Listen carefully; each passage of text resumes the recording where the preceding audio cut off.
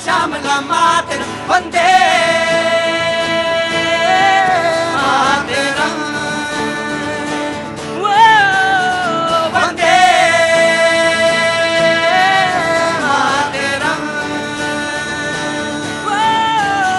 वंदे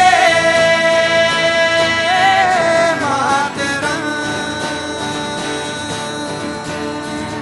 हमसे तुमसे मिलकर बड़ा देश सारा, देश सारा। धर्म मजहब में यूं ना इसको बांटो, साज संस्कृति से बंधा देश सारा, देश सारा। एक है हम सभी, एक ही राष्ट्र है हमारा। सब लोग साथ में गाएंगे, वंदे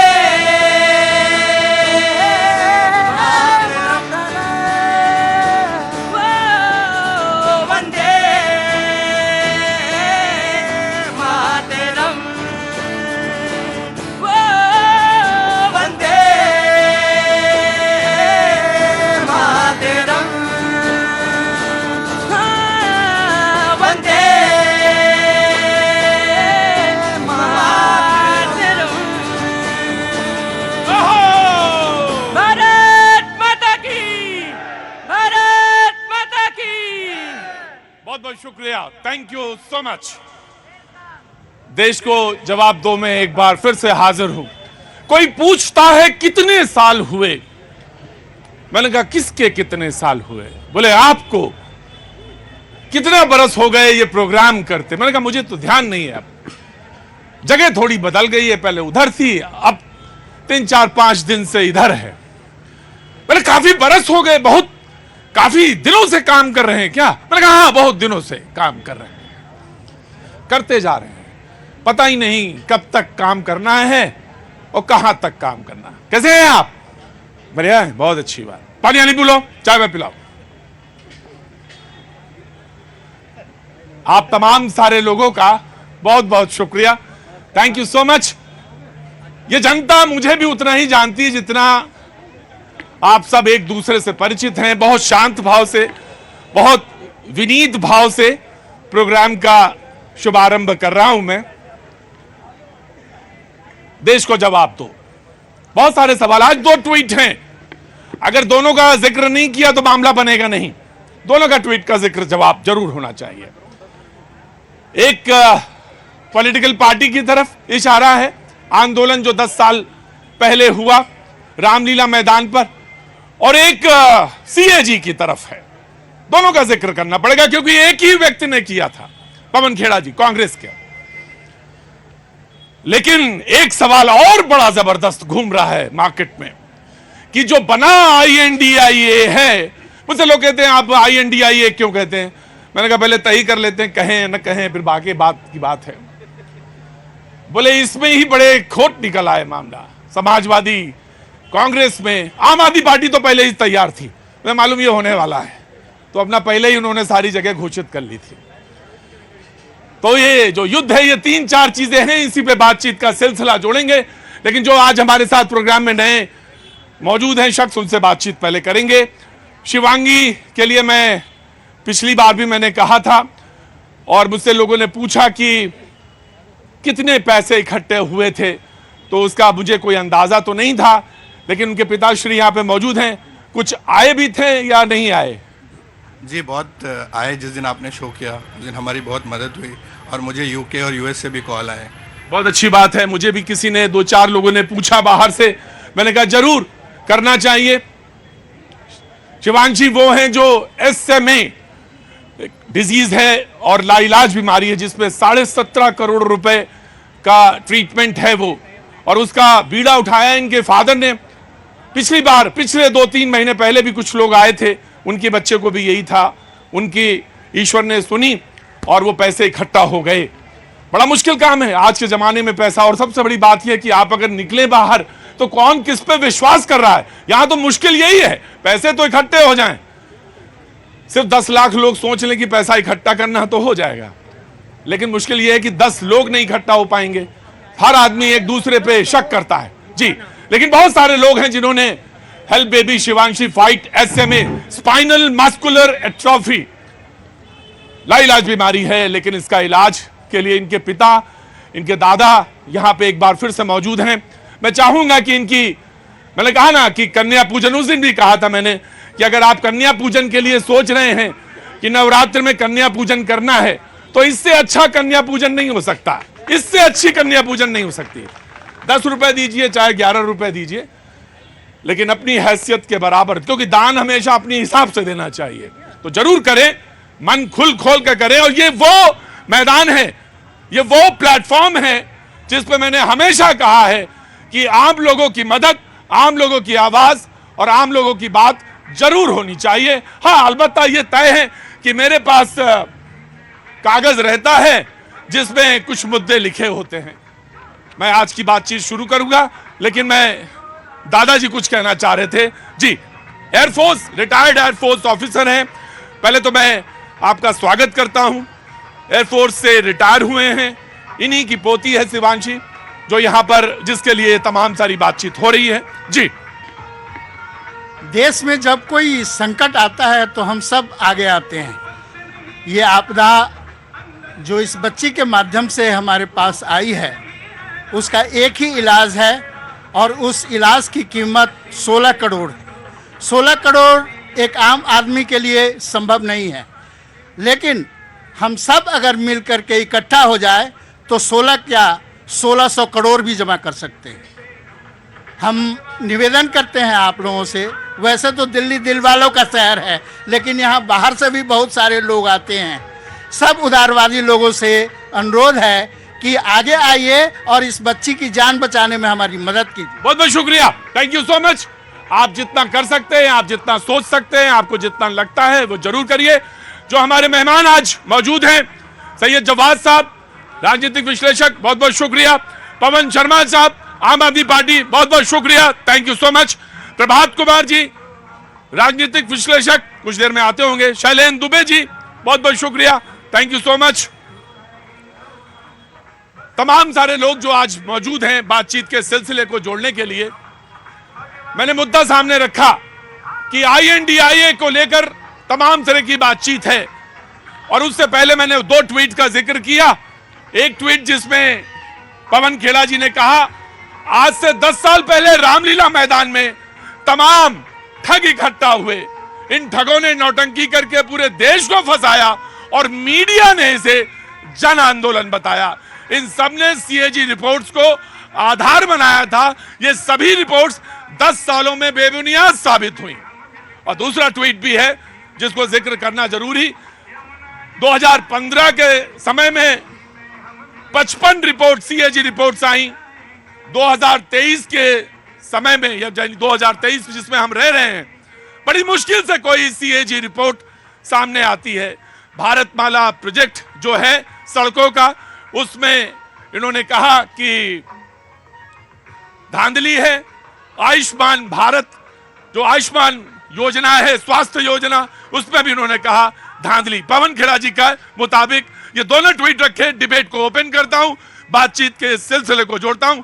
सबसे पहले शैलेंद्र जी। जी, प्रवाजी टाइम से आया करिए। जी जी प्रतीक जी, जिस ट्वीट का जिक्र किया जा रहा है, मैंने कई बार कहा है कि जब व्यक्ति आधा बोले ना, पूरी बात ना बोले, तो यही हश्र होता है।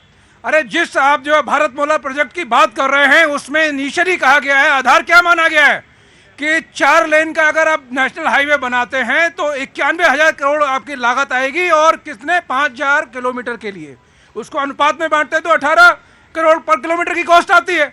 और टेंडर में एक टर्म होता है जिसको बोलते हैं EPC, sorry, engineering procurement and construction. तो वो क्या होता है, जो स्पेसिफिक जो वो चीजें होती हैं, अब जो अभी जो बना हुआ है, एलिवेटेड रोड बना हुआ है आपका द्वारका एक्सप्रेस वे, वो 8 लेन का है, मतलब इंडिया के अंदर यूनिक है, दूसरा कोई भी इस तरह का एलिवेटेड हाईवे नहीं है। तो जहां पर जो है 8 तो एक्सप्रेस वे का है, 6 जो सरप्लस रोड्स हैं, यानी 14 लेन का है, तो कॉस्ट बढ़ने की बात की गई है, वो तो उसमें ही है। CAG रिपोर्ट में कहां कहा गया कि भ्रष्टाचार है? मैं तो बड़ा समझ से परे हूं। CAG ने एक सेंटेंस भी ये नहीं कहा कि यहाँ पे किसी तरह का जो है कोई करप्शन है या अनियमितता है। उन्होंने कहा इंजीनियरिंग में डिजाइनिंग की वजह से कॉस्ट में वृद्धि हुई है। राइट, मैंने आपसे लिया। कांग्रेस मैं जानना चाहता हूं कि आप ये किस तरफ इशारा कर रहे हैं। आज से 10 साल पहले रामलीला मैदान में तमाम ठग इकट्ठा हुए। कांग्रेस जी, देखिए 10 साल पहले एक जन आंदोलन जिसको कहा गया, तमाम मीडिया ने उसको ऐसा जन आंदोलन के तौर पे लाया गया। कौन सा आंदोलन? और जो अन्ना आंदोलन को बोला गया कि ये जन आंदोलन है, लेकिन वो तो प्रायोजित था। वो तो बाकायदा मनमोहन सिंह जी की छवि को खराब करने के लिए बाकायदा भाड़े पर लोग बैठे हुए थे वहां पर जानबूझ के, और डॉक्टर मनमोहन सिंह की छवि को खराब किया। अब अगला सवाल क्या होना चाहिए, जनता की तरफ से पूछना चाहता हूं। अगला सवाल जनता की तरफ से क्या होना चाहिए, मैं जानना चाहता हूं। जी तैयार रखिए, लेकिन पहले कांग्रेस पूरी बात करेगी। आज सीएजी खुलासा करती है और ये कहती है कि आयुष्मान भारत में घोटाला हुआ है।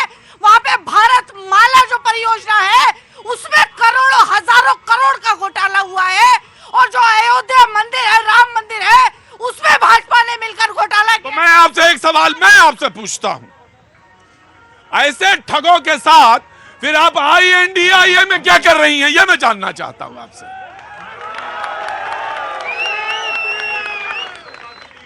अगर वो ठग हैं, नहीं मैं एक जी प्रतीक जी, लेकिन सवाल हो गया तो जवाब आना चाहिए, उसके बीच में नहीं आ सकते आप। जी देखिए ऐसे लोग भी वहां बैठे थे जिनको नहीं पता था कि ये क्या कुचक्र जो है भाजपा चला रही है।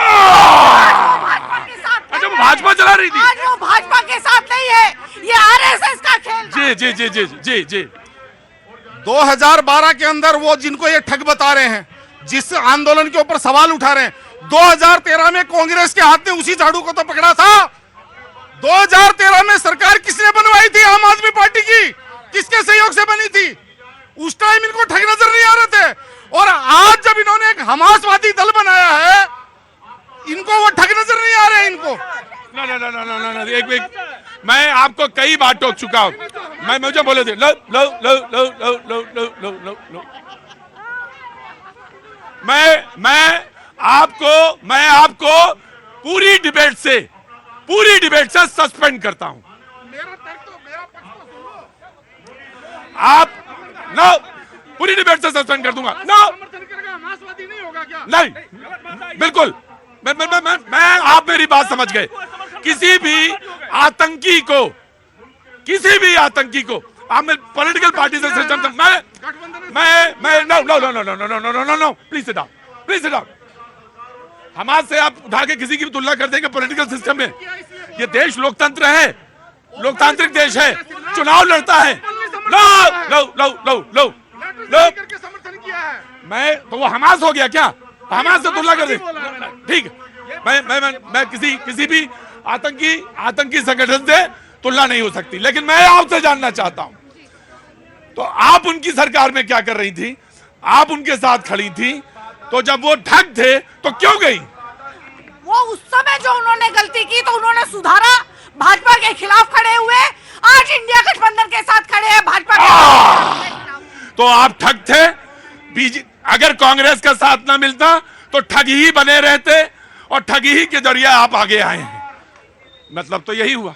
देखिए, अपनी राजनीतिक बात शुरू करने से पहले दो मेरे मुद्दे हैं। ये बहन शिवांशी बेटी के लिए सब लोग जो मदद कर सकते हैं मदद करें। दूसरी बात, और भारतीय जनता पार्टी के लिए एक सलाह है, जब अंतरराष्ट्रीय मुद्दे आते हैं बड़े संवेदनशील होते हैं, बड़े राजनीतियों के साथ बैठ के फैसला लिया जाता है। कोई भी गली का नेता, छोटा नेता, उस पर राय देने से पहले बचें, मेरी एक सलाह है। दूसरी बात देखिए, आज देश में 75 साल के बाद सबसे करप्ट, सबसे भ्रष्टाचारी सरकार आई है, भारतीय जनता पार्टी की आई है। ये बड़े ऑर्गेनाइज तरीके से भ्रष्टाचार कर रहे हैं। सोचिए, जिन सीएजी के अधिकारियों ने भारतीय जनता पार्टी के आयुष्मान घोटाले को उजागर किया, सोने की सड़क को उजागर किया, भारतमाला प्रोजेक्ट में 7.5 लाख करोड़ के घोटाले को उजागर किया, और रातों रात उन अधिकारियों को ट्रांसफर कर दिया अपने सारे घोटाले को छुपाने के लिए। तो भारतीय जनता पार्टी से मैं पूछना चाहता हूं, ये सारे पैसे कहां गए? मैं बताना चाहता हूं, पैसे सारे कहां गए? इन्होंने अपने पूंजी। ये गजब है राजनीति भी, और गजब है राजनीति का खेल भी। मैं पूछता हूं कि बताओ क्या है? मैं पूछता हूं, बताओ, तुम्हें जो ठग कह रहे हैं उधर क्यों नहीं जाता तुम्हारा इशारा? तो कहते ना, पहले तो मुझे कुछ और कहना है, आपको वो ठग कहते हैं, आप उस पर नहीं बोलना चाहते। देखिए दुनिया कुछ भी कहे, चलते हुए दुनिया नहीं ये कांग्रेस पार्टी के बड़े नेता पवन खेरा जी बोल रहे हैं, वो दुनिया नहीं है। उन्होंने आप पे आरोप लगाया है कि केजरीवाल सबसे बड़ा ठग है।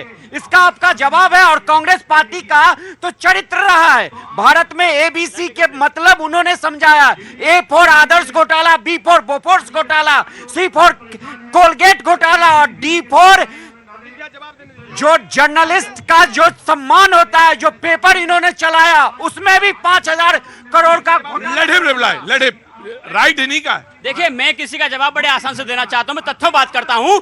हमारी सरकार 8 साल हो गए, भारतीय जनता पार्टी ने सुंगलू कमेटी बना के पूरी सरकार की जांच कर डाली, पूरे देश से एक्सपर्ट लगा लिए, सीबीआई, ईडी, आईटी, पुलिस पूरी की पूरी भारतीय जनता पार्टी पीछे छोड़ रखी है। लेकिन 9 साल में इन लोगों को 1 रुपए का घोटाले का सबूत नहीं मिला। लेकिन आज आए दिन भारतीय जनता पार्टी घोटाले को सीएजी उजागर कर रही है। ये मैं उदाहरण बता रहा हूं कि इन्होंने देश पे 155 लाख करोड़ कर्ज बढ़ाया। वो सारे पैसे कहां गए? उस पैसे से ना तो किसी युवाओं को रोजगार मिला, ना किसी की महंगाई कम हुई। राइट शैलेंद्र जी, भाई आप बैठेंगे जब तक मैं कहूंगा नहीं तब तक आप उठेंगे नहीं। मेरा नियम बहुत सख्त है जी। प्रतीक जी, सीएजी की रिपोर्ट आ गई है, उसमें कहीं भी ये नहीं कहा गया कि भ्रष्टाचार है। और मैं इन सबसे कहना चाहता हूं, मैं आपके बीच में नहीं बोला था, ईमानदारी का परिचय दीजिए। आधे से ज्यादा प्रदेशों में इनकी सरकारें हैं। मैं चुनौती देता हूं, अगर आप में जरा भी जमीर बाकी है कल एफआईआर करिए, जो है एफआईआर करिए सीएजी की रिपोर्ट को आधार के मान के। जो है सिर्फ पब्लिक के बीच में झूठ फैलाने से काम नहीं चलेगा। आपके पास स्टेट में एंटी करप्शन जो है ब्यूरो एजेंसीज हैं, एफआईआर करिए अगर आप में हिम्मत है। राइट। आज तक कहते थे कि विपक्ष वालों को संस्थाओं पे विश्वास नहीं है, आज हमारे दुबे जी कह रहे हैं कि सीएजी पे विश्वास नहीं इनको। मतलब हद है यार। अरे दो मुंही बातें मत किया करो दुबे जी, देश जान चुका है। और सीएजी ही नहीं, आने दो पीएम केयर फंड के भी ऑडिट करवाएंगे। 24 में आने दो इंडिया गठबंधन को, और फिर उजागर करेंगे कि देश के गली गली में जो आपने ये ऑफिस बनाए हैं ना, 7 स्टार भाजपा कार्यालय, कहां से पैसे आए? मोदी के खिलाफ सारे ठग खड़े हुए हैं, सारे ठग हैं, शेर एक ही है, सारे ठग हैं। आया जी। बाबूजी कहां से आना हुआ? दिल्ली से ही है। क्या नाम है साहब आपका? भानु शर्मा। भानु शेखर जी, एक मिनट को भाई आगे आइए। क्या काम करते हैं? मैं प्राइवेट सर्विस में हूँ। प्राइवेट सर्विस में है जी, बोलिए।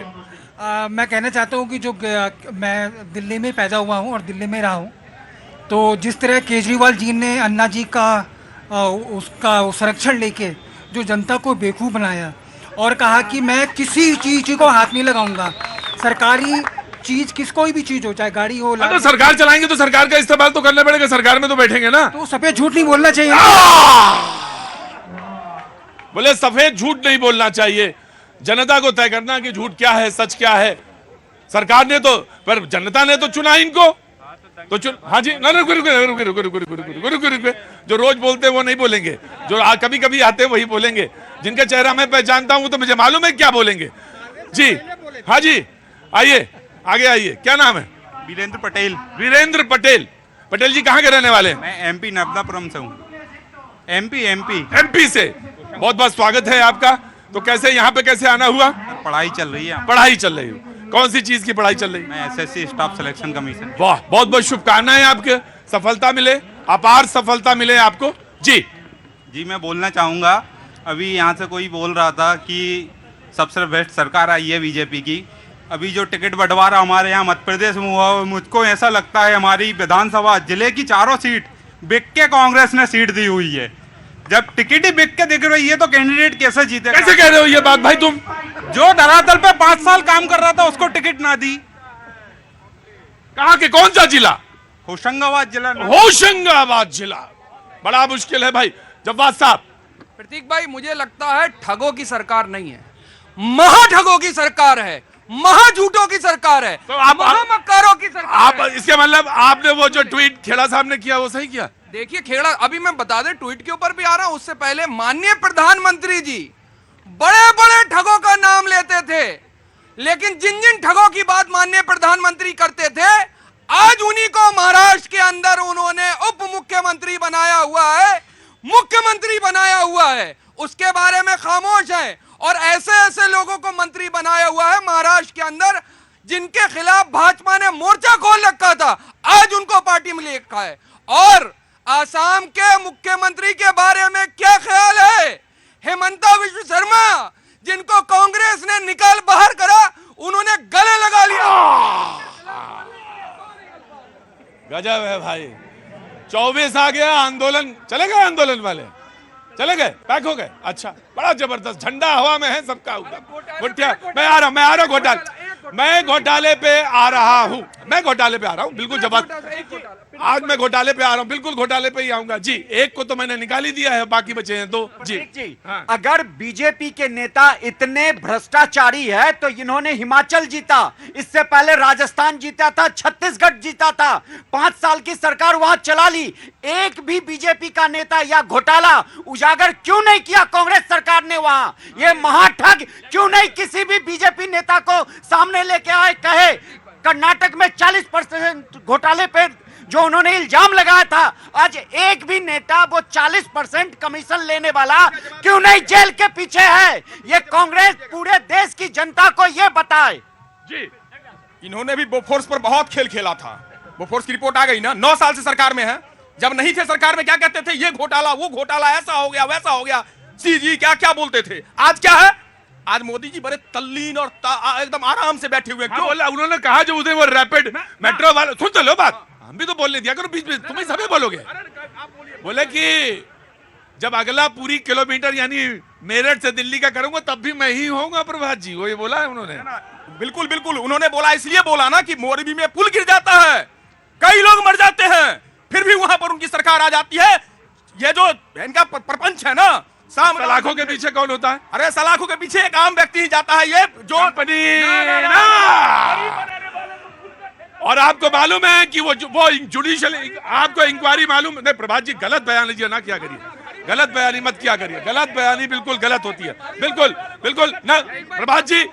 झूठ कई बार बोला जाए तब सच नहीं होता। जी जवाब वन बाई वन। ये क्या चाहते हैं कि एडिटोरियल भी ना इनके हिसाब से तय हो जाए। तो मैं ये कहता हूँ कि वन साइडेड इन्हीं को बोलने दो आधा घंटा। भैया आपको क्या अंदर है बोल के, और जनता के सामने आप जाते हो ना, तमाम चुनावों में जाते हो, और मैंने कहा ना तथ्यात्मक बात की जाए तो आधे से ईमानदारी बरतो ना जनाब, आधे से ज्यादा प्रदेशों में सरकारें आपकी हैं, मतलब विपक्ष की हैं, और लॉ एंड ऑर्डर जो है, जो पुलिसिंग है, वो स्टेट का सब्जेक्ट होता है।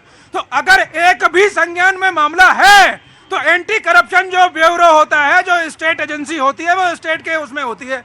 आप क्यों नहीं एफआईआर करते? मैं तो मांग कर रहा हूँ, भाजपा के नेताओं के खिलाफ एफआईआर करो, आरएसएस के खिलाफ एफआईआर करो, हिम्मत है तो करके दिखाओ। नहीं है, इन्होंने सिर्फ पॉलिटिकल ड्रामा। अगर है तो करो, वरना हल्ला मत बचाओ। कहां से आना हुआ? मुंगेर के हैं, वो तो बड़ा मशहूर जगह है मुंगेर, जाना हुआ है मेरा।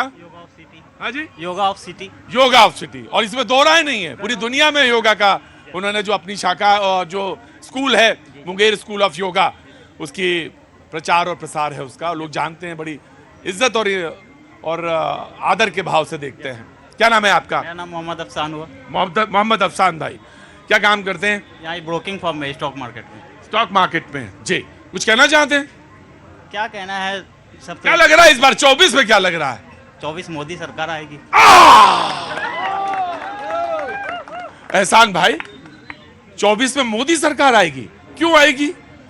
जो ज्यादा इनका एडवर्टाइज करते हैं वो आगे ही बढ़ते हैं। जो ज्यादा प्रचार जोर शोर से प्रचार ये कर रहे हैं, तो भाई विपक्ष। तो बिहार में तो इतना बड़ा हो रहा है प्रचार सर। अब बिहार में क्या बोला जाए, आज उसकी है तो कल उसकी है। एहसान भाई बिहार से आते हैं, कह रहे हैं 24 में प्रभात जी मुस्कुराओ ना धीरे धीरे। एहसान भाई कहते हैं 24 में मोदी ही दिख रहे हैं, और वो कह रहे हैं प्रचार है प्रसार है, और प्रचार और प्रसार वही होगा जहां पे जहां, चलो माफ किया, जहां कुछ होगा। तो कितने काहे के लिए इतने करोड़ खर्च कर दिया आम आदमी पार्टी ने बताने के लिए? आम आदमी पार्टी ने क्या इतने खर्च कर दिए प्रचार और प्रसार में? भाई काम किया ना आपने, स्कूल में आपने मोहल्ला क्लिनिक किया ना, तो बताने के लिए किया ना। तो वो अगर कह रहे हैं प्रचार और प्रसार में, तो फिर आपको क्यों पेट में दर्द हो रहा है? देखिए, दो मॉडल हैं, हम स्कूल बनाते हैं, दिखाते हैं, लेकिन गुजरात के अंदर 27 साल सरकार चलाने के बाद प्रधानमंत्री नकली टेंट के स्कूल में फोटो खिंचाते हैं, ये मॉडल है। मैं देश के युवाओं की तरफ से, देश के किसानों की तरफ से, देश के छात्रों महिलाओं की तरफ से पूछना चाहता हूं, 75 साल इन सारी राजनीतिक पार्टियों ने हमारे देश के बच्चों को, हमारे देश के लोगों को इनकी बेसिक शिक्षा से, बेसिक अस्पताल से वंचित क्यों रखा? उनकी महंगाई पे बात कब होगी? मजदूरी पे बात कब होगी? जरूर बात होनी चाहिए, लेकिन डिबेट का मुद्दा तो एक और था, जिसको कि मैंने जिसको मैंने मैं आ रहा हूं, चलेगा तो नहीं बिल्कुल, लेकिन चलाना पड़ेगा अभी थोड़ी देर। लेकिन डिबेट का, कांग्रेस डिबेट का एक मुद्दा तो और था। अखिलेश जी बहुत नाराज हैं आपसे। हाँ जी, हाँ जी, गठबंधन से भागने वाले हैं। आपको बताया जी, पता है, न्यूज देखे हैं। क्या बोल रहे? हाँ जी, चिरकुट बोल दिया। साथ में कांग्रेस के नेता को चिरकुट बोल रहे हैं, ये कह रहे हम साथ में गठबंधन कर रहे हैं। सवाल ये है, मैं बिल्कुल आ रहा हूं प्रभात जी, बिल्कुल आ रहा हूं। बहुत नाराज हैं आपसे और बोले कि अगर मुझे पहले ही पता होता तो मैं जाता ही नहीं। जी जी, ना ना ना ना ना ना ना ना ना ना, एक मिनट, मैं आ रहा हूं। जब बात एक करके चलो जवाब को दे देते हैं। प्रतीक भाई देखिए, अभी ये जो है इंडिया गठबंधन के ऊपर है, थोड़ी सी अगर अखिलेश यादव साहब को अगर नाराजगी है, भाई दिवाली आने वाली है, थोड़े बहुत बम पटाखे जो हैं लोगों को फूटना चाहिए, तभी तो मजा आता है राजनीतिक। अगर ऐसे नहीं हो, लेकिन भाई साहब भारतीय जनता पार्टी का जो गठबंधन है, बहुत नाराजगी है वसुंधरा राजे सिंधिया में, बहुत नाराजगी है, आप देखेंगे, अरे बहुत नाराजगी। उसके बाद अभी शिवराज सिंह चौहान साहब, जब बात वो अलग पार्टी नहीं है, वो अंदर की चीज है। नहीं, सुन लीजिए ना, जब बात कभी उदाहरण देना चाहिए, लेकिन उदाहरण अगर गलत हो जाए तो मुझे टोकना पड़ता है। जी प्रतीक जी, सब जनता से मैं आग्रह करता हूं, जरा सुन लेना काम करके। 2018 के मध्य प्रदेश के चुनाव में तेजावर विधानसभा सीट समाजवादी पार्टी जीत के आती है, और इसमें एक मिनट देखो, जब बात कोई गलत नहीं, एक उधर बोलेगा तो दूसरा उधर बोलेगा, इसमें कोई नाराजगी नहीं। आंकड़े में बात कर, मैं नहीं कह रहा भैया, रिपोर्ट करिए, जो जनता ने समर्थन दिया उसके आधार मान के मैं बात कर रहा हूँ। एक तेजावर सीट पर समाजवादी पार्टी का एमएलए जीत के आता है और 5 सीटों पर दूसरे नंबर पे आते हैं। ईमानदार इतने हैं, 6 सीटों पे दावा बनता है साथी का, ना ना ना ना ना, हम तो जो तुम्हें देखना नहीं चाहते, मध्य प्रदेश में इतने पंजा है। तो अखिलेश जी पता क्या कहते हैं कि अगर मुझे पता होता कि यही आधार हो है, विधानसभा चुनावों में गठबंधन नहीं है, तो मैं इनका फोन भी नहीं उठाता रात में। तो अब सवाल यह है कि आईएनडी आ रहा हूं, रुको प्रभात, कांग्रेस तो जवाब देगी नहीं, प्रभात जी देंगे जवाब। 10 सेकंड जी, राजभर साहब कुछ कहा करते थे प्रधानमंत्री जी और गृह मंत्री जी के बारे में, शायद भूल गए होंगे मेरे भाई दुबे जी। एक बार प्रभात, या तो तुम समझते हो कि हमने यूं ही माइक पकड़ लिया है और मुझे पत्रकारिता नहीं आती है, और तुम सोचते हो या तो तुम महीन बात करके निकल जाओगे। मैंने कहा कांग्रेस जवाब नहीं देगी, प्रभात जी जवाब देंगे। मेरी ईमानदारी पे ना करो। नहीं, तुमने सोचा कि या तो इनको नहीं मालूम और ये मैं बचा के निकाल लूंगा। सवाल का जवाब दो सीधे सीधे, जो उधर से पूछा गया। जो इनका जो सवाल है, सवाल ही बेईमानी है।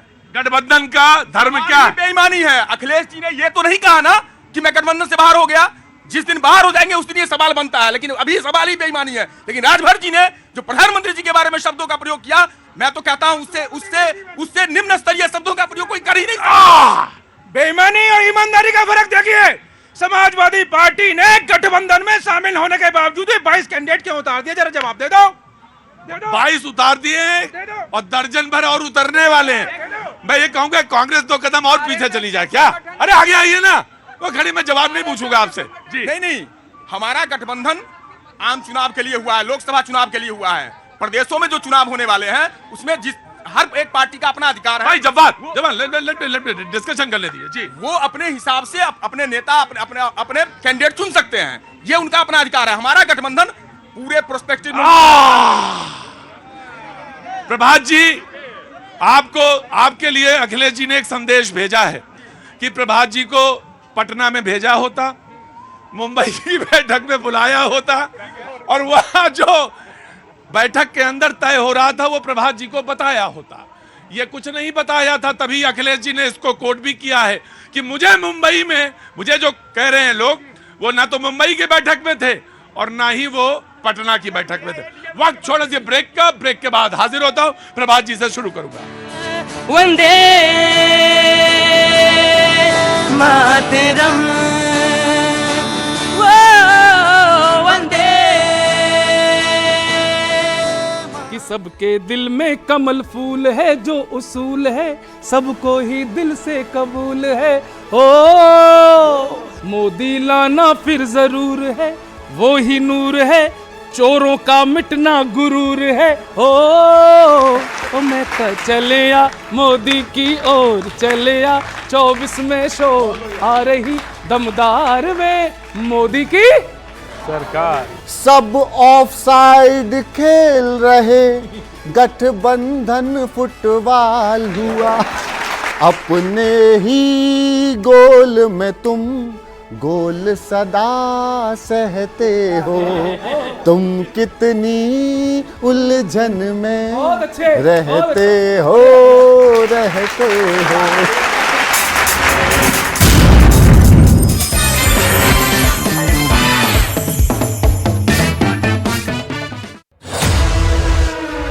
दिल थाम कर बैठिए, क्योंकि आज हमारा सफर उस विशाल काय किले की तरफ है, जहां से कभी भी किसी की भी किस्मत का दरवाजा खुल सकता है। लोग आज भी उस धन को तलाश कर रहे हैं। धन यहाँ पे गड़ा हुआ है, आज भी लोग खोज रहे हैं। छत्रपति शिवाजी महाराज का खजाना।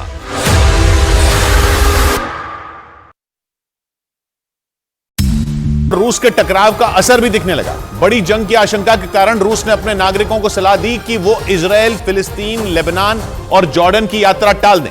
इसके साथ ही उसने उन देशों में मौजूद अपने लोगों को तुरंत रूस लौटने की भी सलाह दी। और रूस के मुताबिक वो इस मुद्दे पर मिस्र और इजराइल के अधिकारियों के साथ भी संपर्क में है, ताकि गाजा में मौजूद उसके नागरिकों को सुरक्षित वहां से निकाला जा सके।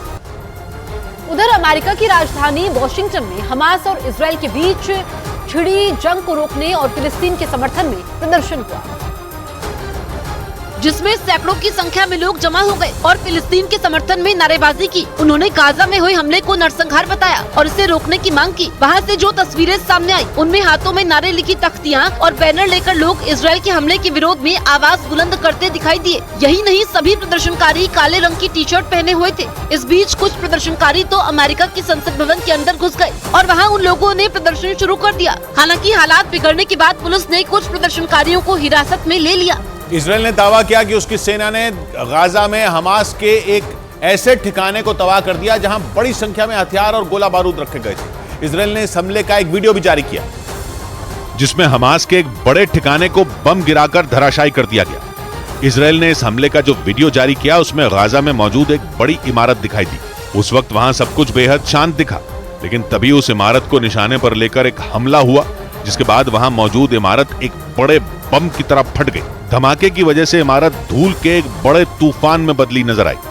कुछ ही सेकंड में इमारत के परखचे उड़ गए। इजराइल के मुताबिक ये इमारत हमास के हथियार रखने का एक अड्डा था, जिस पर वार करके इजराइल ने हमास को एक बड़ा झटका दे दिया। गाजा और मिस्र के बीच मौजूद रफा बॉर्डर पर जारी बमबारी ने गाजा में मदद की उम्मीदों पर पानी फेर दिया। गाजा और मिस्र के बीच मौजूद रफा बॉर्डर ही इकलौता ऐसा रास्ता है जहां से गाजा के अंदर मदद पहुंचाई जा सकती है। ऐसा इसलिए क्योंकि इजराइल ने अपनी सीमा गाजा के लिए पूरी तरह बंद कर दी है और गाजा का दाना पानी रोक रखा है। और ऐसे में गाजा के लोगों के लिए आखिरी उम्मीद रफा बॉर्डर ही बची है, लेकिन इजराइल वहां भी लगातार बमबारी कर रहा है, जिसकी वजह से मिस्र ने रफा बॉर्डर को बंद कर रखा है। रफा बॉर्डर बंद होने की वजह से गाजा में मदद के लिए भेजे गए कई ट्रक मिस्र की तरफ ही खड़े हैं, जो रफा बॉर्डर खुलने का इंतजार कर रहे हैं। इजराइल के हमले के बाद पश्चिम एशिया के देशों और संयुक्त राष्ट्र ने गाजा में रहने वाले लोगों की मदद के लिए ट्रकों में भरकर जरूरी सामान भेजा था, लेकिन वो गाजा नहीं पहुंच पाए, जिसकी वजह से गाजा के लोगों की मुश्किलें कई गुना बढ़ गई, क्योंकि वहां रहने वाले लोगों के पास न खाना बचा है और न ही पीने के लिए पानी। ऐसे में अगर उनके पास जल्द मदद नहीं पहुंची तो वो भूख और प्यास से ही मर सकते हैं।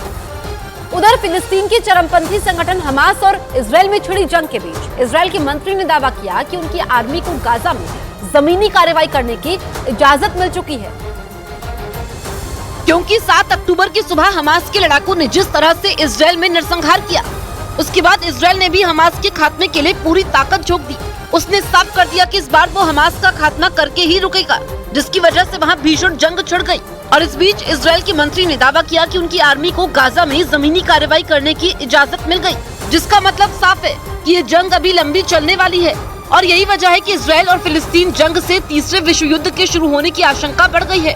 इसी कड़ी में दुनिया दो खेमे में बंट गई, जिसमें एक इजराइल के साथ तो दूसरा फिलिस्तीन के साथ खड़ा है। लेकिन हमास और इजराइल की जंग छिड़ते ही पिक्चर बिल्कुल साफ होती नजर आई, क्योंकि ये साफ होने लगा कि दुनिया दो हिस्सों में बंट चुकी है। एक धड़ा है जो अमेरिका और इजराइल के साथ है, दूसरा धड़ा रूस और चीन के साथ।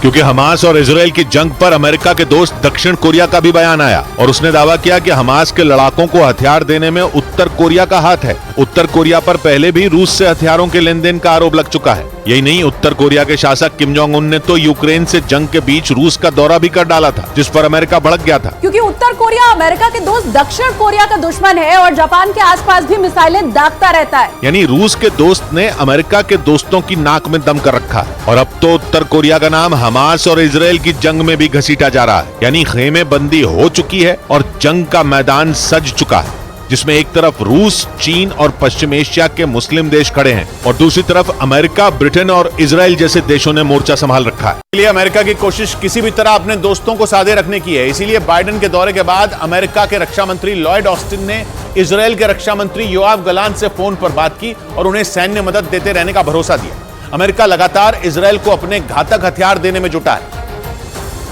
और इसके अलावा उसके 3 जंगी जहाज भी भूमध्य सागर में इजराइल की मदद के लिए तैयार हैं। खबर है कि इस बातचीत में अमेरिकी रक्षा मंत्री लॉयड ऑस्टिन ने योआव गलांट को यह भरोसा दिया कि जल्द ही इजराइल के लिए खतरनाक हथियारों की बड़ी खेप भेजी जाएगी। उधर इजराइल की सेना ने दावा किया कि उसने चरमपंथी संगठन हिजबुल्लाह के पोस्ट को हवाई हमलों में तबाह कर दिया, जिसका वीडियो भी सामने आया, जिसमें एक के बाद एक कई रॉकेट अटैक होते दिखे। इसके साथ ही इजराइल की सेना ने लेबनान से इजराइल की तरफ किए गए हवाई हमलों को भी नष्ट करने का दावा किया, क्योंकि इजराइल पर इस बार अकेले हमास ने बंदूकें नहीं तानी, बल्कि लेबनान का चरमपंथी संगठन हिजबुल्लाह भी इजराइल के खिलाफ जंग में कूद पड़ा। हिजबुल्लाह ने इजराइल पर हमास के हमले की तारीफ की और इसके तुरंत बाद इजराइल के ठिकानों पर मिसाइल और मोर्टार दाग दिए, जिसके बाद इजराइल ने भी हिजबुल्लाह के ठिकानों को तबाह करने की ठान ली और अपनी तोपों का मुंह हिजबुल्लाह के ठिकानों की ओर मोड़ दिया, क्योंकि हमास की तरह हिजबुल्लाह को भी ईरान का समर्थन मिला हुआ है। ईरान पर हिजबुल्लाह के लड़ाकों को भी हथियार और पैसे मुहैया करवाने का आरोप लगता है। लेकिन विश्व युद्ध की आहट को देखते हुए इजराइल ने उन सभी देशों से अपने नागरिकों को बुला लिया जहां इजराइल के खिलाफ प्रदर्शन हो रहे हैं, तो वहीं हालात बिगड़ते देखकर चीन ने भी ऐसा ही किया और हमास की मिसाइलों की मार झेल रहे इजराइल से चीन के नागरिकों को निकालना शुरू कर दिया। खबर है कि जंग शुरू होने के बाद से चीन के 1000 नागरिक इजराइल छोड़ चुके हैं, तो वहीं इजराइल विरोधी देशों से भी उसके नागरिकों की वापसी जारी है। यानी हमास और इजराइल की जंग भयंकर होने का चांस है। इजराइल की सेना ने खुद बोल दिया कि वो किसी भी वक्त गाजा में घुस जाएगी, यानी गाजा में कभी भी हाहाकार मच जाएगा। और 2 गुटों में बंट चुके दुनिया के अलग अलग देश इसका हिस्सा बन सकते हैं, क्योंकि ईरान ने मुस्लिम देशों से तैयार रहने को कह दिया है, तो वहीं अमेरिका से गाजा में जमीनी हमले को हरी झंडी मिल चुकी है, जिसे तीसरे विश्व युद्ध की दस्तक माना जा रहा है, क्योंकि खेमे बंट चुके हैं, जिसमें कुछ देश फिलिस्तीन के साथ खड़े हैं और कुछ इजराइल के साथ। हमास के साथ जारी जंग के बड़े युद्ध में बदलने की आशंका के कारण इजराइल ने कई देशों में अपने दूतावास को खाली कर दिया। इजराइल ने जिन देशों में अपने दूतावास खाली किए उनमें बहरीन, जॉर्डन और मोरक्को शामिल हैं। और इन देशों से इजराइल ने अपने सभी राजनयिकों को वापस बुला लिया। हालांकि दूतावासों को खाली कराने पर इजराइल की तरफ से कोई बयान सामने नहीं आया, लेकिन माना यह जा रहा है कि गाजा पर हमले के खिलाफ मुस्लिम देशों में हो रहे विरोध प्रदर्शनों की वजह से इजराइल ने यह फैसला लिया। उधर हमास और इजराइल में छिड़ी जंग के बीच हमास ने 2 अमेरिकी नागरिकों को रिहा कर दिया।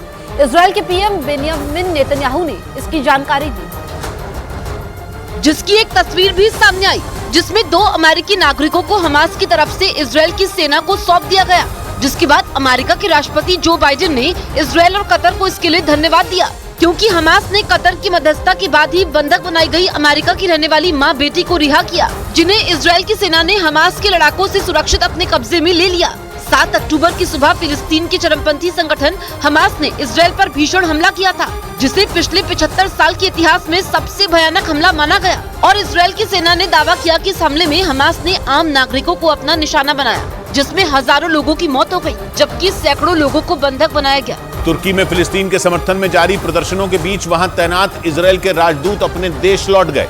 उनके साथ इजरायल के दूतावास के कई अधिकारियों और कर्मचारियों ने भी तुर्की छोड़ दिया। क्योंकि तुर्की में इजरायल के खिलाफ बढ़ते विरोध को देखते हुए इजरायल की राष्ट्रीय सुरक्षा परिषद ने हाल ही में अपने राजनयिकों और नागरिकों को चेतावनी जारी की थी। इजरायल ने उन्हें तुरंत तुर्की छोड़ने की सलाह दी थी। इसी वजह से हमास और इजरायल के बीच चल रही जंग के बीच दुनिया दो टुकड़ों में बंटती दिख रही है और लगने लगा कि तीसरा विश्व युद्ध किसी भी वक्त छिड़ सकता है, क्योंकि अमेरिकी राष्ट्रपति जो बाइडेन ने खुद पुतिन को जंग में घसीट लिया, क्योंकि इजरायल से लौटते ही उन्होंने पुतिन और हमास की तुलना कर दी। हमास से जंग के बीच दुनिया के वैसे ही दो हिस्से होते दिख रहे हैं, जिसमें अमेरिका, ब्रिटेन और यूरोप के देश एक तरफ और रूस, चीन और खाड़ी देश दूसरी तरफ खड़े दिख रहे हैं। बाइडेन ने पश्चिम एशिया के देशों को मनाने की कोशिश की, जो फेल हो गई, क्योंकि जंग के बीच इजरायल दौरे पर गए बाइडेन से जॉर्डन और फिलिस्तीन जैसे देशों ने मुलाकात करने से ही मना कर दिया।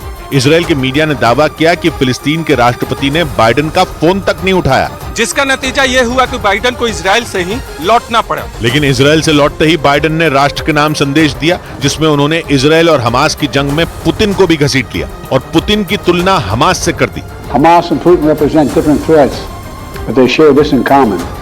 They both want to completely annihilate a neighboring democracy. कुछ दिन पहले ही इजरायल के गाजा पर किए जा रहे विनाशकारी हमलों पर पुतिन का बयान आया था और उन्होंने जंग रोकने के लिए मध्यस्थता की पेशकश की थी। हेलो मोटो। मोटोरोला भारत का सबसे अच्छा 5G स्मार्टफोन ब्रांड पेश करते हैं बड़ी खबर। ग्वालियर के सिंधिया स्कूल के 125वें स्थापना दिवस समारोह में शामिल हुए पीएम मोदी। युवा पीढ़ी से की देश के विकास में आगे बढ़कर योगदान देने की अपील। राहत सामग्री के लिए मिस्र गाजा का बॉर्डर खुला। गाजा के रफा बॉर्डर से हुई 21 सामग्रियों से भरे 20 ट्रकों की एंट्री। कतर की मध्यस्थता के बाद हमास ने 2 अमेरिकी बंधकों को छोड़ा। इजराइल पर हमले के बाद 7 अक्टूबर को अमेरिकी मां बेटी को बनाया था बंधक। शिकागो की रहने वाली महिला से बाइडेन ने फोन पर की बात।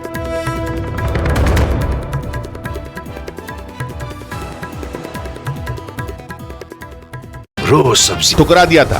माना जा रहा है कि पुतिन का इजरायल को समझाने की कोशिश करना अमेरिका को पसंद नहीं आया, क्योंकि पुतिन ने बयान दिया था कि रूस के रिश्ते फिलिस्तीन और इजरायल दोनों से अच्छे हैं, इसलिए वो जंग रोकने में मदद कर सकते हैं, जबकि अमेरिका हमास के अंत से पहले जंग रोकने के पक्ष में नहीं है।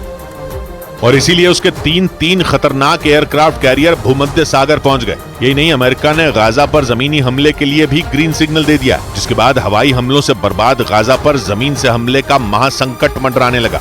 जबकि पुतिन ने दूसरे विश्व युद्ध में रूस को हुए नुकसान की मिसाल देकर मध्यस्थता की पेशकश की थी, क्योंकि दूसरे विश्व युद्ध में तब के सोवियत संघ के लेनिनग्राद को जर्मनी की सेना ने करीब 800 दिन तक घेर लिया था। लेनिनग्राद को अब सेंट पीटर्सबर्ग कहते हैं, जो रूस का दूसरा सबसे ज्यादा आबादी वाला शहर है, जहां जर्मनी की घेरेबंदी के बाद करीब 15 लाख लोग मारे गए थे। इन लोगों में पुतिन के भाई भी शामिल थे और पुतिन ने इसी बात की दलील देकर इजरायल को समझाने की कोशिश की थी, क्योंकि गाजा में इजरायल की मिसाइलों से हजारों लोगों की जान जा चुकी है। माना जा रहा है कि पुतिन की इसी बात से बाइडेन का पारा चढ़ गया, क्योंकि इजरायल उनका दोस्त है और वो किसी कीमत पर उसे गंवा नहीं सकते। तो अमेरिका और रूस के टकराव का असर भी दिखने लगा। बड़ी जंग की आशंका के कारण रूस ने अपने नागरिकों को सलाह दी कि वो इजरायल, फिलिस्तीन, लेबनान और जॉर्डन की यात्रा टाल दें। इसके साथ ही उसने उन देशों में मौजूद अपने लोगों को तुरंत रूस लौटने की भी सलाह दी। और रूस के मुताबिक वो इस मुद्दे पर मिस्र और इजरायल के अधिकारियों के साथ भी संपर्क में है, ताकि गाजा में मौजूद उसके नागरिकों को सुरक्षित वहां से निकाला जा सके।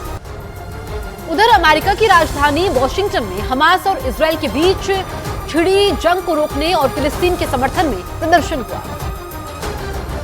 जिसमें सैकड़ों की संख्या में लोग जमा हो गए और फिलिस्तीन के समर्थन में नारेबाजी की। उन्होंने गाजा में हुए हमले को नरसंहार बताया और इसे रोकने की मांग की। वहां से जो तस्वीरें सामने आई, उनमें हाथों में नारे लिखी तख्तियां और बैनर लेकर लोग इजरायल के हमले के विरोध में आवाज बुलंद करते दिखाई दिए। यही नहीं, सभी प्रदर्शनकारी काले रंग की टी शर्ट पहने हुए थे। इस बीच कुछ प्रदर्शनकारी तो अमेरिका की संसद भवन के अंदर घुस गए और वहाँ उन लोगों ने प्रदर्शन शुरू कर दिया। हालांकि हालात बिगड़ने के बाद पुलिस ने कुछ प्रदर्शनकारियों को हिरासत में ले लिया। इजरायल ने दावा किया कि उसकी सेना ने गाजा में हमास के एक ऐसे ठिकाने को तबाह कर दिया जहां बड़ी संख्या में हथियार और गोला बारूद रखे गए थे। इजरायल ने इस हमले का एक वीडियो भी जारी किया, जिसमें हमास के एक बड़े ठिकाने को बम गिराकर धराशायी कर दिया गया। इजरायल ने इस हमले का जो वीडियो जारी किया, उसमें गाजा में मौजूद एक बड़ी इमारत दिखाई दी। उस वक्त वहां सब कुछ बेहद शांत दिखा, लेकिन तभी उस इमारत को निशाने पर लेकर एक हमला हुआ, जिसके बाद वहां मौजूद इमारत एक बड़े बम की तरह फट गई। धमाके की वजह से इमारत धूल के एक बड़े तूफान में बदली नजर आई।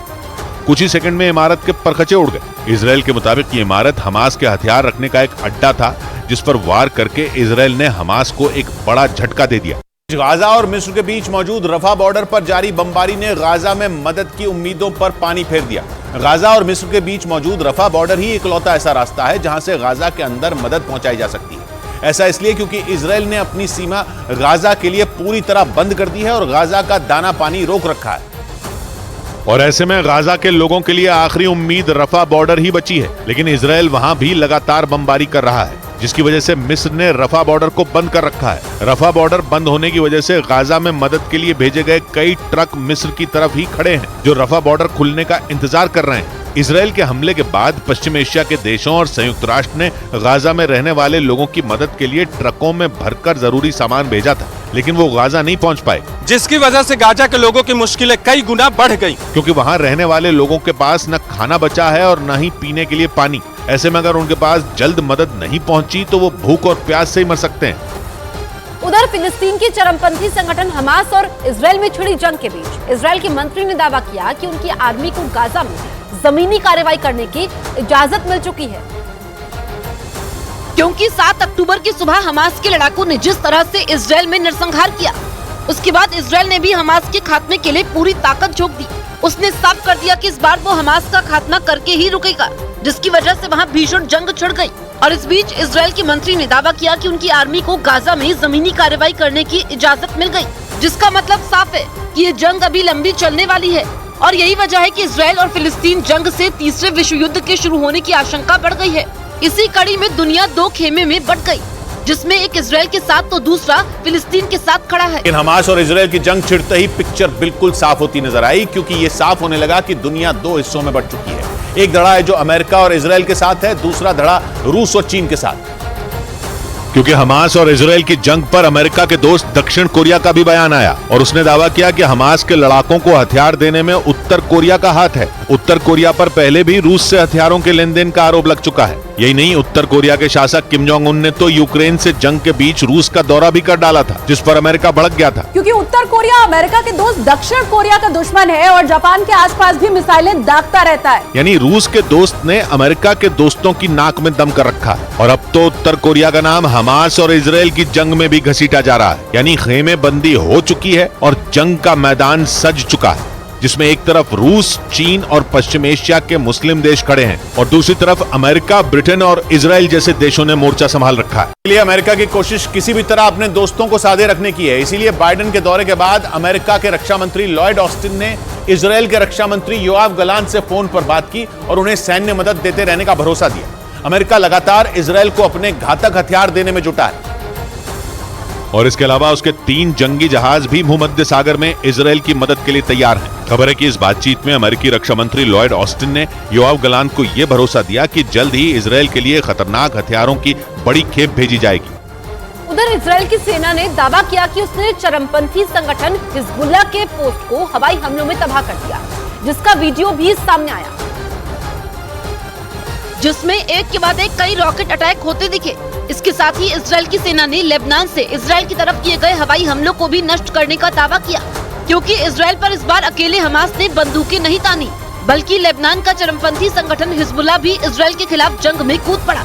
हिजबुल्लाह ने इजराइल पर हमास के हमले की तारीफ की और इसके तुरंत बाद इजराइल के ठिकानों पर मिसाइल और मोर्टार दाग दिए, जिसके बाद इजराइल ने भी हिजबुल्लाह के ठिकानों को तबाह करने की ठान ली और अपनी तोपों का मुंह हिजबुल्लाह के ठिकानों की ओर मोड़ दिया, क्योंकि हमास की तरह हिजबुल्लाह को भी ईरान का समर्थन मिला हुआ है। ईरान पर हिजबुल्लाह के लड़ाकों को भी हथियार और पैसे मुहैया करवाने का आरोप लगता है। लेकिन विश्व युद्ध की आहट को देखते हुए इजराइल ने उन सभी देशों से अपने नागरिकों को बुला लिया जहां इजराइल के खिलाफ प्रदर्शन हो रहे हैं, तो वहीं हालात बिगड़ते देख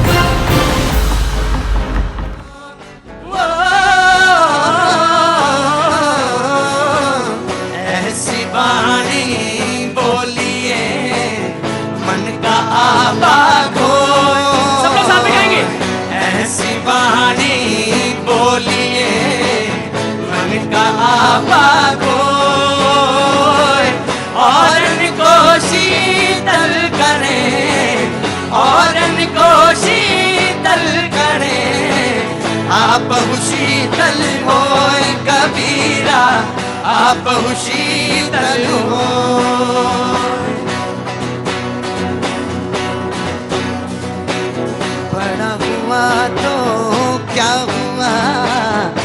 जैसे पेड़ खजूर, बड़ा हुआ तो क्या हुआ, जैसे पेड़ खजूर।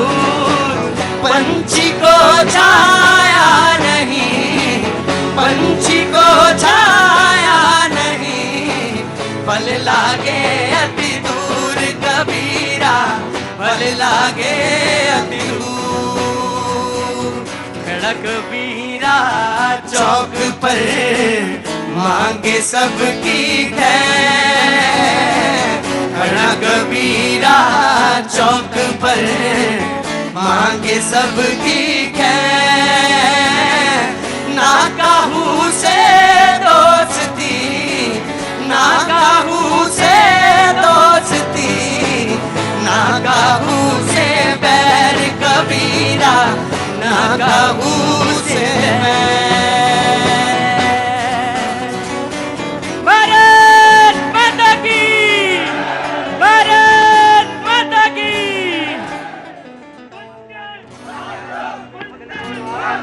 बहुत बहुत शुक्रिया, थैंक यू सो मच। यही तो सवाल है, यही तो हम भी पूछ रहे हैं कि आज का मुद्दा क्या है, और हर आदमी ये जानना चाहता कि आज का मुद्दा क्या है, और हर आदमी के मन में एक मुद्दा है।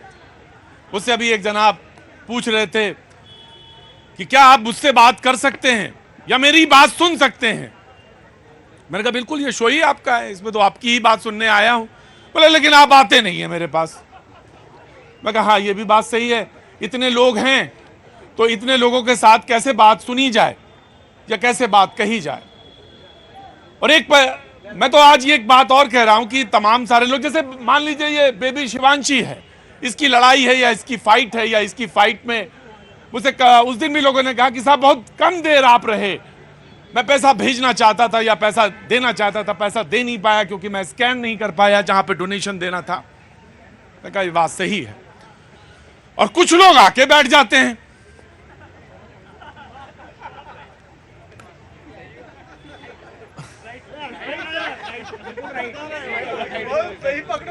हैं? अभी पकड़े कहां है? जिस दिन पकड़ेंगे तो उस दिन, जिस दिन पकड़ेंगे उस दिन समझ में आएगा, अभी पकड़े नहीं है। बोलना चाहिए, हर आदमी का मंच। और एक बात और बताएं, जो उधर खड़े हैं वो ज्यादा सौभाग्यशाली, उनको बोलने का मौका ज्यादा अच्छा, इधर वालों को बहुत कम बोलने का मौका है। मैं आपका स्वागत करता हूं, मैं आपसे पूछूंगा, बात करूंगा। जनाब अली खड़े होइए, कहां से आना हुआ? मेरा दिल्ली से हूं, मेरा नाम नवाब कुरैशी है। नवाब कुरैशी साहब, बहुत बहुत स्वागत है दिल्ली 6 से। जी जी, बहुत बहुत बहुत बहुत इकबाल आपका, बहुत बहुत शुक्रिया जो अपनी बात है मन की। और एक बात मैं और गुजारिश करूंगा पैनल में, कि अगर पैनल में एक गुजारिश और है मेरी, पैनल में एक गुजारिश और है मेरी कि अगर दिन भर में 3-4 बार डिबेट हो जाती हूं और चैनल की, तो कृपया करके एक ही डिबेट करा करिए, मेरी वाली, और या फिर वो कर लिया करिए, इसमें ना आया करिए। बहुत साफ सी बात है, थोड़ा ध्यान दीजिए, क्योंकि यहीं पे जनता के इशू पता चलेंगे कि आप जमीन पे खड़े हैं या आसमान पे टंगे हैं, पता नहीं चलेगा। जी जनाब अली, हुजूर बोलिए। क्या बोलूं? आपके जो मन की बात हो बोलिए। मेरे मन की बात तो यही है कि मैं इस बच्ची के लिए प्रे करूंगा कि ऊपर वाला इसको जल्द से जल्द ठीक कर दे, और मेरे से जो इस बच्ची के लिए और मेरे ग्रुप से इस बच्ची के लिए जो बन पड़ेगा वो इंशाल्लाह हम करेंगे। आपने अपना नाम बताया? मेरा नाम नवाब कुरैशी है। नवाब कुरैशी साहब, बहुत अच्छा हुआ इस दुनिया से वो बीमारी चली गई जिसे कोरोना कहते थे। अब मैं आपको साथ, आपसे बड़े इत्मीनान के साथ कहते हैं, आइए मेरे दिल लग जाइए। ताली बजा दो सरों के लिए। मन तो यह था कि मैं तब तक लगाए रहता इनको जब तक मुझे सुकून ना पड़ जाता। पता नहीं क्यों इतना भेद है। मैं आ रहा हूं, आपके पास भी आ रहा हूं, मैं बदमाशियां समझता हूं, न जाने क्यों इतना भेद है मन में लोगों के, मिलना नहीं चाहते, खुल के नहीं मिलना चाहते, और यही मुश्किल है सबसे बड़ी। और यही इस शो का सिर्फ उद्देश्य है कि कहीं से भी कहीं कोई रोशनी दिखे, पकड़ लो लपक के उस रोशनी को, और हो सके तो वहां तक लेके चले जाओ जहां अंधेरा दिखता हो तुम्हें। कहां से आना हुआ भैया? गोरखपुर से हूँ सर। गोरखपुर तो बहुत अच्छा जगह है। सर मेरा एक सवाल है। सवाल किससे है? मैं दिल्ली में खड़ा हूँ, दिल्ली की सरकार से है। सरकार ये है, कितने साल हो गए दिल्ली में? दिल्ली में अभी तो मैं 1 साल से हूँ। 1 साल से हैं दिल्ली में। अरे भाई रुको यार, इनको ले जाओ पीछे, ये रोज ये शराब वाले में पीछे लेकर जाओ, जाओ। सर मुझे दिल्ली की सरकार से एक पॉलिसी समझना है। कौन सी पॉलिसी? पॉलिसी की एक बोतल खरीदो, एक के साथ एक फ्री। एक देख लो पॉलिसी, समझो जाके ना उधर, एक के बोतल के साथ एक फ्री। सर वही एक बच्चे को पढ़ाओ एक बच्चे फ्री, ऐसा क्यों नहीं किया है? अंदर आओ। क्या नाम है? सुधीर शर्मा। सुधीर शर्मा। 3 बार पूछता हूँ नाम, जिससे नाम रजिस्टर्ड हो जाए। सुधीर? सुधीर शर्मा। सुधीर शर्मा। क्या सवाल? सवाल यही है कि सर एक बोतल के साथ एक फ्री की है, वही एक बच्चे के साथ एक बच्चे क्यों नहीं फ्री किए कि 2 बच्चे एक साथ फ्री में पढ़े? क्या करें तुम्हारा, हम बताओ, करें क्या तुम्हारा? सवाल और है सर। अरे एक तो संभाला नहीं जा रहा, दूसरा और लिया है। एक सवाल ये है, हाँ। ये सब पार्टियां अलग अलग दल से हैं। हाँ। इतनी देर से बहस कर रहे हैं। हाँ। लेकिन विकास की बात तो एक भी नहीं की है। विकास की बात क्यों नहीं की? सरकार तो जनता बनाएगी, जनता के लिए तो एक भी सवाल नहीं किए। ये 28 पार्टियां दल बना लिए, क्या विकास करेंगे कुछ बताए नहीं। क्या विकास करेंगे बताया नहीं अभी तक। अब कुर्सी के लिए लड़ रहे हैं सब, कुर्सी के लिए लड़ रहे हैं। इधर कोई पूछ रहा, आप पूछ रहे जी।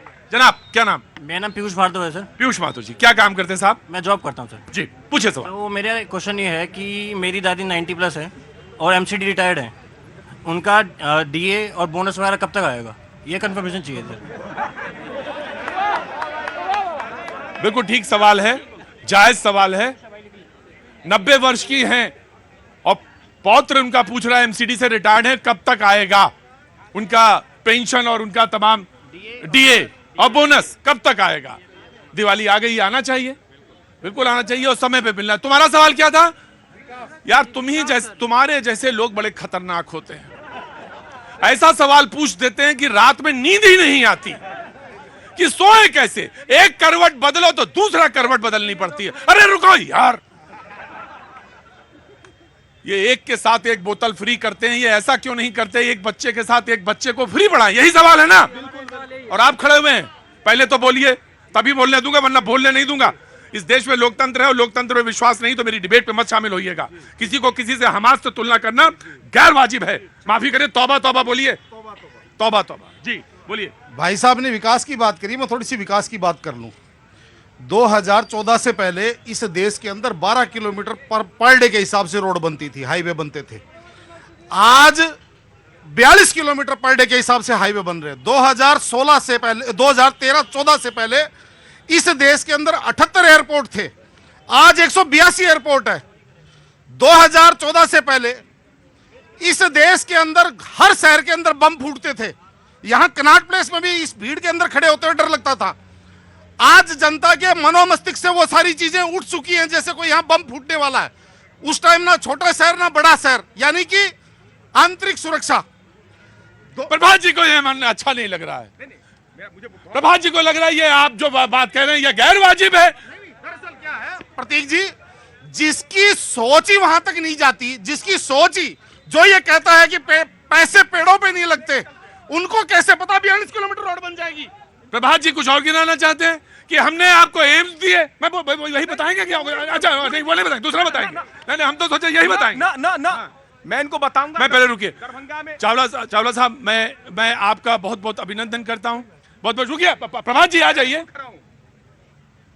बहुत स्वागत करता हूं। और आप जैसे लोग जो चाय के समय में मेरा शो देख लेते हैं, आपके साथ आपके ग्रुप का अभिनंदन है। और इतनी बीमारी के बाद, बीमार हैं, बहुत बीमार हैं, और अक्सर फोन पे कह देते हैं मुझसे कि आप ये शो में ये अच्छा लग रहा था, ये अच्छा लग रहा था, और कम से कम 15 बार पूछते होंगे कि क्या मैं आपके शो में आ जाऊं, क्या मैं आपके शो में आ जाऊं। आज मैंने इनसे कहा अच्छा आ जाइएगा, क्योंकि मालूम है एक चीज तो बड़ी खास है इस शो की जनाबे आली, और वो शो की इस खास बात यह है कि चाहे दादी की जो 90 वर्ष की हो पेंशन की बात हो, चाहे कोई मदद करना चाहे और कोई चाहे मन बहलाना चाहे, मन को हल्का करना चाहे, ये शो उसी के लिए डिजाइन है। प्रभात जी ज्यादा बड़ा भारी मत करा करिए। मैं मासूम सा सवाल कर रहा हूं भैया, मासूम आदमी जी पता है। दरभंगा में एक एम्स खुला है, प्रधानमंत्री जी ने कहा है। मैं न्यूज 18 बड़ा सम्मानित चैनल है और आपसे मैं रिक्वेस्ट करता हूं जरा अपने किसी पत्रकार को भेज करके उस एम्स की एक फोटो इस पर दिखवा दीजिएगा, मैं संतुष्ट हो जाऊंगा। इनके कथनी और करनी में क्या अंतर है ये देश जानता है। तमिलनाडु में खुल गया एम्स खुल गया, आप बोलते हो खुल गया। सरकार को बोलिए। अरे प्रभु देखिए, होम डिस्ट्रिक्ट है दरभंगा, मेरा होम डिस्ट्रिक्ट है दरभंगा। राज्य सरकार को बोलिए कि जमीन अधिग्रहण की क्रिया जो वहाँ पे जो हो रही है उसमें शीघ्रता लाए। बोलते ही क्यों हो प्रधानमंत्री जी, मंचों से क्यों बोलते हो? प्रतीक जी इनसे पूछे। मैं एक एक करे पूछेंगे तो मैं पूछ पाऊंगा जी। 2014 के बाद देश में कितने एम्स बने हैं, कितने आईआईएम बने हैं, कितने ट्रिपल आईआईटी बने हैं? और उससे पहले ठीक है कांग्रेस सरकार ने इसरो दिया, एम्स दिया, आईआईटी दिया। ये एम्स जो दिल्ली में है, पूरे भारतवर्ष के लोग आते थे। जब आप वहां इलाज कराने जाइए, देखिए कितनी वहां पे परेशानियां होती थी। लेकिन क्यों नहीं 10 साल पहले मनमोहन सिंह जो देश के सबसे पढ़े लिखे प्रधानमंत्री थे, जितने एम्स ये बीजेपी सरकार जो 9 सालों में दी है, क्यों नहीं उन्होंने बनाया? मुंह से ही दिया है। ये दरभंगा से है, पूछे कहाँ है दरभंगा में एम्स? दरभंगा में एम्स कहाँ है, पूछे कहाँ है? ऐसा बोले कि विकास किया क्या? अजय भाई आराम से। 9 साल में इन लोगों को कटबड़ कुछ नहीं है सर। आप कितना बढ़िया मुद्दा चला रहे थे ट्विटर का, क्या बोलना है उसको उलट देते हैं ये लोग, क्योंकि जनता इस बार नकार दिया। ये लोगों को उपाय नहीं सूझ रहा है। इंडिया गठबंधन का कोई उपाय ही नहीं है इस बार 2024 में। हम पूछना चाहते हैं, एक चीज बताइए, अमूमन एंकर इस बात को छोड़ देते हैं, तो उपाय क्या है यहाँ पे बता दीजिए। अगर आप इतने हैं, जनता है, जनता के पास तो उपाय के लिए जाते हैं आदमी। आप ही बताइए क्या उपचार है? उपचार क्या है सर? दिख रहा है ना विकास। इन लोगों को क्यों नहीं दिखा 70 साल में गरीब माताओं बहनों के लिए सुलभ शौचालय का? क्यों नहीं दिखा इन लोगों आंख का आंसू जो 8 करोड़ 9 करोड़ महिलाओं को गैस कनेक्शन दिया? हम ये पूछना चाहते हैं, जब विकास गरीबों के लिए आयुष्मान कार्ड भारत दिया गया तो इनको पेट में दर्द हो रहा है। आपको मैं बता रहा हूं सर, न बिहार में आयुष्मान कार्ड जब से सरकार टूटी है, माननीय नीतीश कुमार जी ने उसको कम कर दिया। विश्वास दिलाता हूं गरीब की जनता कभी नहीं छोड़ेगा। 5 लाख रुपया किसी ने क्यों नहीं सोचा? कांग्रेस की प्रवक्ता आए आगे। मैं आ रहा, आपको भी जवाब दूंगा जी। देखिए, आपने जो है डिबेट शुरू की थी कैग घोटाले से, कि कैग का जो घोटाला है जो सार्वजनिक हुआ और जिन अफसरों ने किया, उन अफसरों को जो है सुदूर भेज दिया गया, किसी को केरल भेज दिया, किसी को कहीं भेज दिया, किसी को राजभाषा भेज दिया। तो मोदी जी ने साफ संदेश दिया। मैंने 2 चीजों से शुरू किया था। आपके यहां से 2 ट्वीट हुए थे। एक ट्वीट ये भी हुआ था कि ठगों ने रामलीला मैदान पर, वहां से आपने क्यों नहीं पूछा? तो वहां से भी तो मैंने तो दोनों बात, अगर 1 घंटे में कोई यहां पे मौजूद रहा हो तो मैंने दोनों बातें कही थी। ये बात सच है कि एक ही व्यक्ति ने, खेड़ा साहब ने 2 ट्वीट किए। एक बात सच है कि आपने जो ट्वीट किया, जो आपने उल्लेख किया वो सच है, उन्होंने किया, लेकिन दूसरा भी किया। दूसरा भी बताइए जो मैंने बताया। सर, मैं पहला तो बता दूं कि मोदी जी ने नौकरशाही को साफ संदेश दिया कि अगर ईमानदारी दिखाओगे, अगर सच बोलोगे तो बाहर भेज दिया जाएगा, आपको डिमोशन कर दिया जाएगा। दूसरी बात आपने पूछी कि क्या अन्ना आंदोलन में ठग बैठे थे, कौन बैठे थे? अगर नहीं बैठे थे तो जितने मुद्दे उठाए गए वो आज सारे बेबुनियाद क्यों हुए? क्यों नहीं उन पर सजाएं हुई? ये तो यही पूछ रहे हैं आपसे, आप वाले पूछ रहे हैं आपसे।